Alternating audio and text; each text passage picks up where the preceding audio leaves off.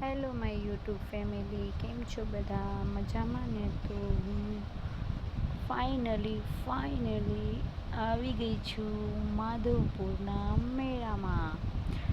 તો માધવપુરના મેળામાં રાત્રે આવી છું. આજે મેળાનો છેલ્લો દિવસ છે, તો ટ્રાફિક ઓછી છે અને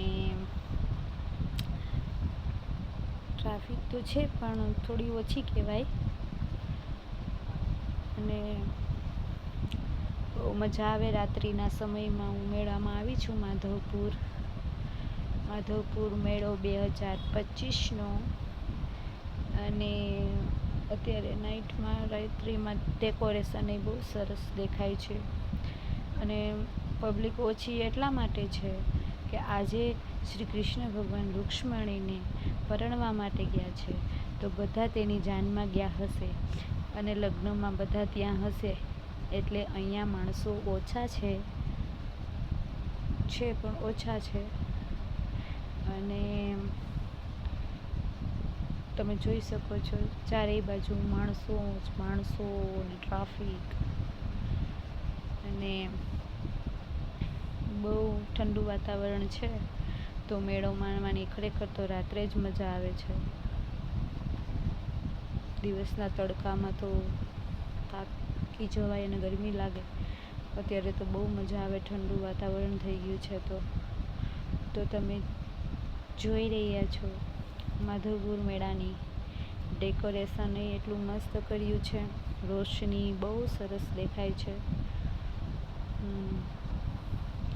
અને સરસ મજાની લાઇટિંગ.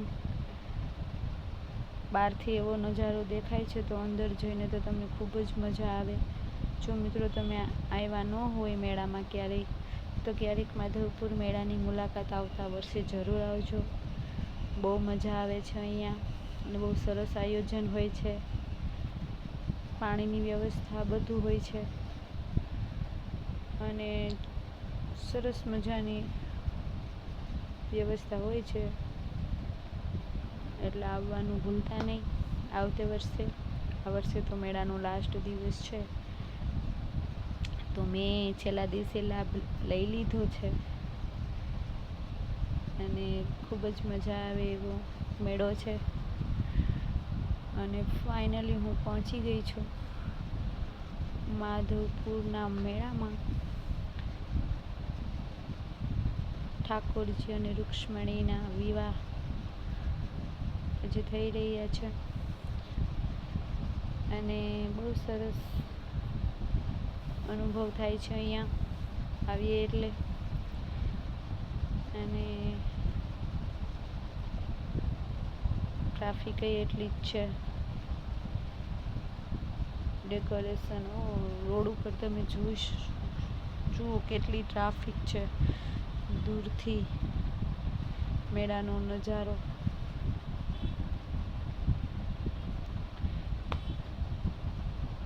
અને બહુ ટ્રાફિક છે, તો આપણે કાલે જશું દિવસના મેળામાં. તો હું રાત્રિમાં આવી હતી મેળામાં, પણ વિડીયો બહુ ટ્રાફિકને લીધે વિડીયો ના ઉતરી શક્યો, એટલે વિડીયો બંધ કરું છું. અને પાછી બીજે દિવસે જો કેવો છે. બહુ સરસ મજાનો મેળો છે. અંદરનું ડેકોરેશન એટલું સરસ છે ને કે મજા આવે એવું છે.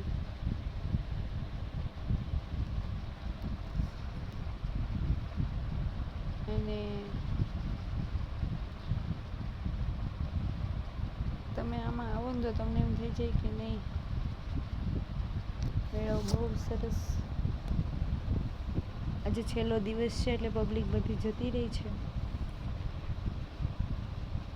અને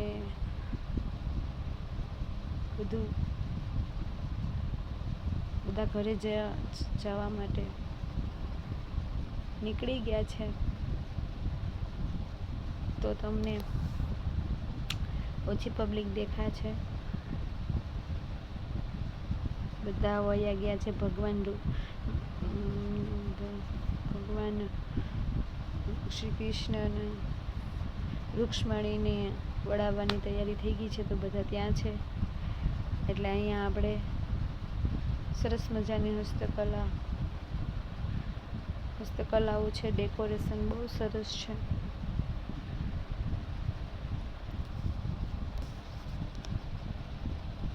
ખરેખર તો છેલ્લા જ દિવસે મજા આવે નિરાતે મેળો જોવાનો, કેમ કે પછી આગળના 4 દિવસ તો એટલી બધી ટ્રાફિક હોય ને કે તમે વિડીયો ન ઉતારી શકો. અને અહીંયા શ્રી કૃષ્ણનું ગોકુળ ગામ, ઝૂલો, નાના બાળ સ્વરૂપ શ્રી કૃષ્ણ, અને બહુ સરસ ડેકોરેશન સરકારે કર્યું છે. તો મજા આવી એવું વાતાવરણ છે. વિદેશી મહેમાનો પણ એટલા જ અહીંયા છે. અને બહુ મસ્ત કલામાં આપણે જવું છે. નેપાળી લોકો છે ત્યાં, વિદેશી મહેમાનો. શોપિંગ સેન્ટર ખોલ્યું છે અહીંયા. તો એવું બધું ઠંડક વાતાવરણ છે ને કે તમને લૂ ના લાગે, અને બહુ મસ્ત છે. તો તમે વિદેશી લોકો પેકિંગ કરી રહ્યા છે, જોઈ શકો છો. અને આવો આપણે એમની પણ મુલાકાત લઈએ. એમની સાથે ઘણી બધી વાતો કરી, બહુ મજા આવી એ લોકો સાથે. એ લોકો પણ આપણા ગુજરાતમાં આવીને બહુ એ લોકોને મજા આવી છે. તેમની સાથે મેં મુલાકાત લીધી, ફોટો ક્લિક કર્યું છે, ફ્રેન્ડ બની ગયા છે. અને બહુ એ લોકોને મજા આવે આપણો આવા મેળામાં આવવાનું. અને એ ખુશ થઈ ગયા છે. તો વિદેશી લોકો સાથે પ્રેમથી વર્તન કરીએ તો એ લોકોએ આપણને સરસ રીતે મળે છે, જવાબ આપે છે. બીજા ફ્રેન્ડ સાથે પણ આપણે નેપાળી સાથે આપણે વાતો કરી રહ્યા છીએ. બહુ મજા આવે. કેવું લાગ્યું તેમને આપણું. અને ફાઇનલ જો રૂક્ષ્મણીજીને પરણીને ભગવાન આવી ગયા છે. અને આખું માધવપુર લાલમય બની ગયું છે. અને કેવું સરસ ભગવાનના રંગે રંગમાં બધા રંગાઈ રહ્યા છે. જાનમાં એવા મોજથી માણસો ગુલાલ ઉડાડે છે.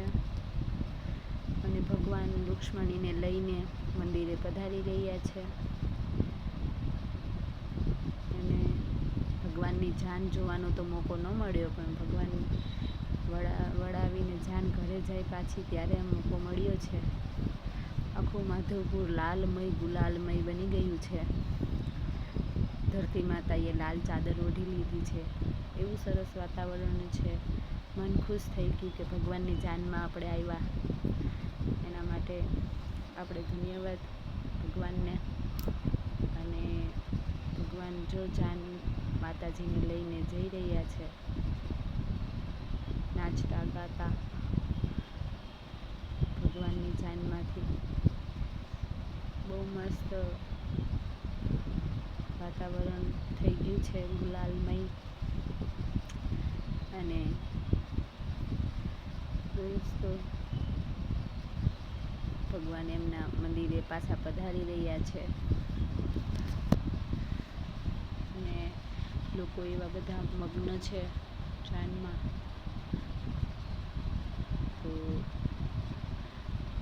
સરસ મજાનો માધવપુરનો આપણે મેળાનો લાભ લીધો, ભગવાનની જાનનો લાભ લીધો, શોપિંગ સેન્ટર બધું લીધું.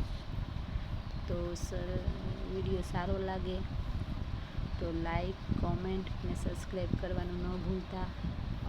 નવા વિડીયો લઈને આવીશ તમારા માટે. ભગવાનના દર્શન કરી લ્યો. જો ભગવાન એમાં રૂક્ષ્મણી અને શ્રી કૃષ્ણ બેઠા છે પાલખીમાં, અને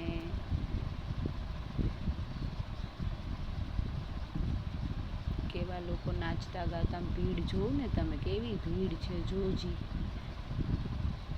બધા સાક્ષાત ભગવાનની જાનમાં આવ્યા હોય એવો અનુભવ થાય. અને ભગવાન એમના મંદિરે જાય અને આપણે આપણી ઘરે આવી શોપિંગમાં ક્રિશુબેને બંદૂક લીધી છે તો તે બંદૂકના ગુબ્બારા ફોડે છે. વિડીયો સારો લાગે લાઈક, કોમેન્ટ અને સબસ્ક્રાઈબ કરવાનું ના ભૂલતા. એના ગોલંડિયા. Bye bye guys.